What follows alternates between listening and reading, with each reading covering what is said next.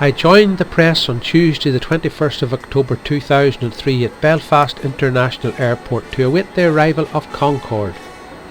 The aircraft was making a week of farewell visits to a different UK city each day, giving thousands of people a chance to see Concorde and say their own goodbye. Concorde's maiden flight was 34 years ago. Now hundreds of well-wishers have arrived at the airport to witness Northern Ireland take its place in aviation history as Concorde touches down at Belfast for the final time. There it is. Stand by.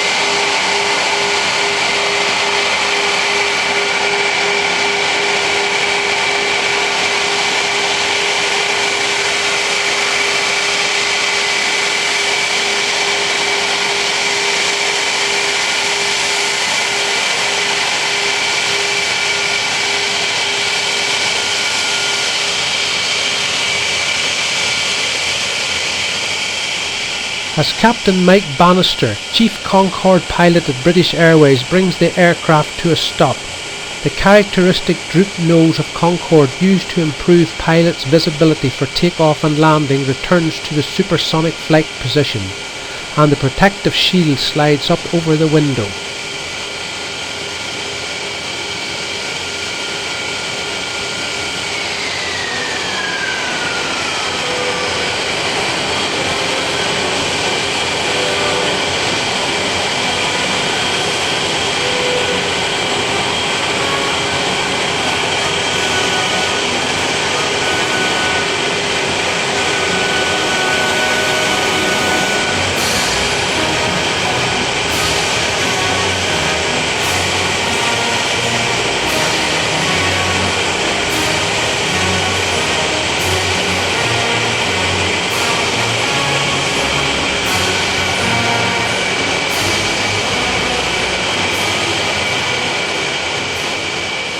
Captain Bannister keeps Concorde's 4 Rolls-Royce Olympus engines running until the external electrical supply is connected.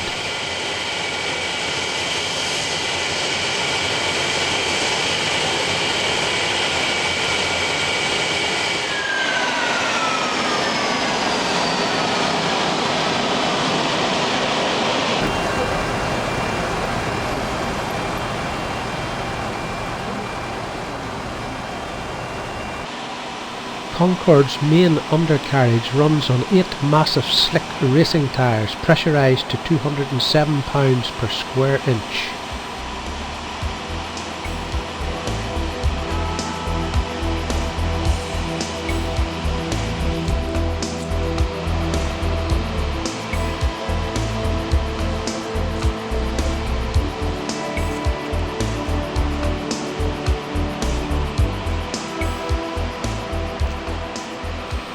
The first person to appear out of the aircraft and wave to the waiting crowd is Concorde's Chief Cabin Crew Director, Emma Wakefield.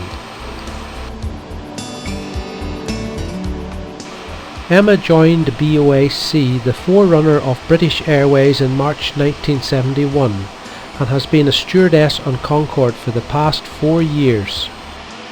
During this time she has been responsible for the comfort and safety of many of the most recognisable faces in the world. More than 2.5 million passengers have flown supersonically on British Airways Concorde since she entered service in 1976. Unfortunately, in the last few years she has been flying with only 20 to 30 seats filled. It was with regret that British Airways announced on the 10th of April 2003 the retirement of its fleet of 7 Concordes on technical and commercial reasons. British Airways has organised this farewell Concorde tour of the UK, which will involve the supersonic aircraft paying a final visit to Birmingham, Belfast, Manchester, Cardiff and Edinburgh between October 20 and 24th. Hundreds of competition winners and their chosen guests will be on board Concorde during her final flights around the UK.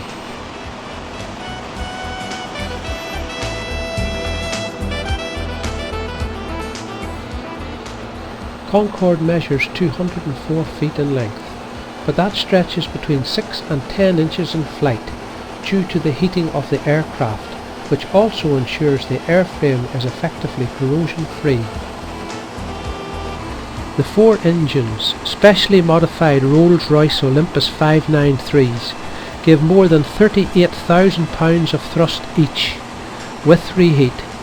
This adds fuel to the final stage of the engine to produce the extra power required for takeoff and the transition to supersonic flight. They are the most powerful pure jet engines flying commercially. As the ground staff prepare the aircraft for the return flight, the press start on their round of interviews with passengers and flight crew.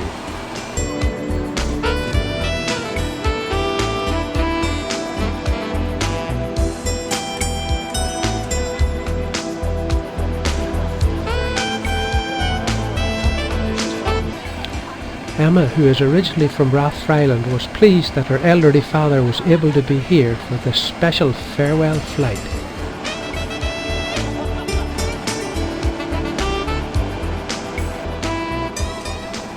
As the interviews continue, the feelings of the crew and the specification of Concorde are given.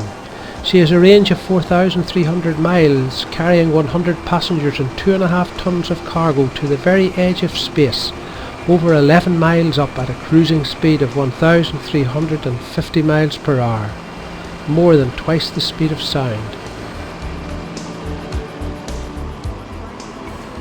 A typical New York crossing takes a little less than 3.5 hours. Travelling westward, the 5-hour time difference means Concorde arrives before she is taken off, in local time at least.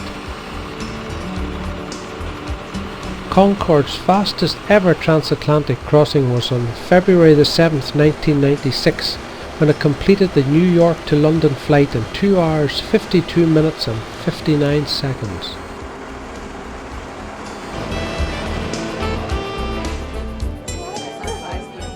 The lucky prize winners and their guests were treated to a champagne reception, while outside the camera crew interviews continued.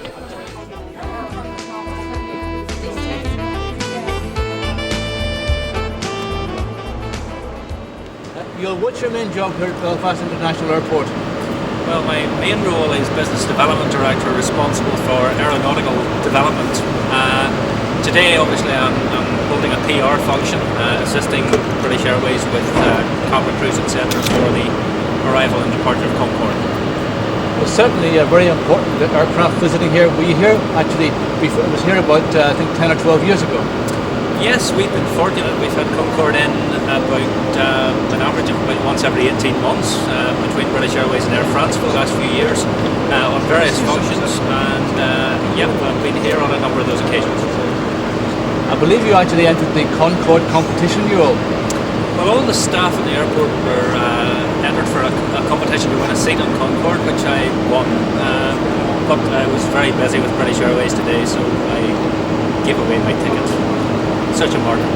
I must say, very charitable act. Probably not many people would actually believe that.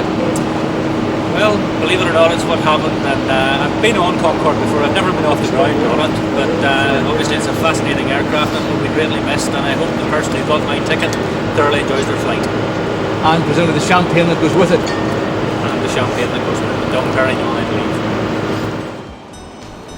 Concorde's position as the flagship of British Airways has rested predominantly on its service, both on the ground and in the air.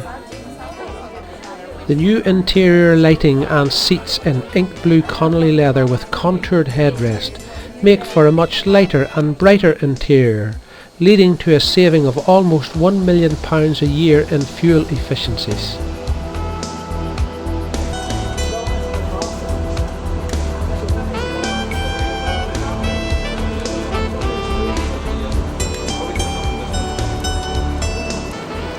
Among the passengers travelling to Heathrow will be more than 20 lucky Northern Ireland prize winners, who successfully entered a British Airways competition. The Northern Ireland winners are among 300 UK regional prize winners who won tickets to fly on Concorde during her final week in operation.